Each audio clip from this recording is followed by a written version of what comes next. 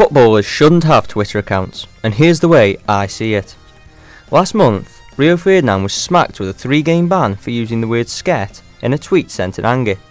He was also ordered to pay a £25,000 fine, making it the first of its kind in a very new era of social media that a player has faced a ban on top of this fine for this type of off-field indiscretion. That isn't to say this is the first time that a player has broken the rules on Twitter. Ashley Cole was in a spot of serious bother with the FA back in 2012 after his infamous rant about the FA.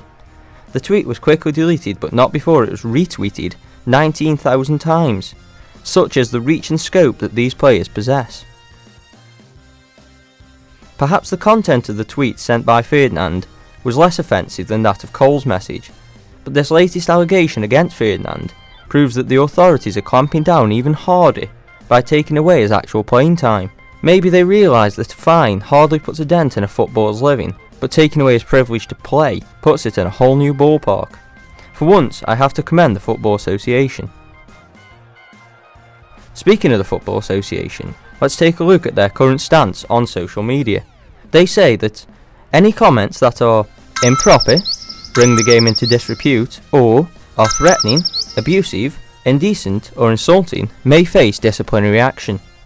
When players are clearly not clued up on these guidelines, they either need to take responsibility or stay away altogether. Yes, everyone has a right to free speech, and the human reaction is to fight fire with fire. It's natural.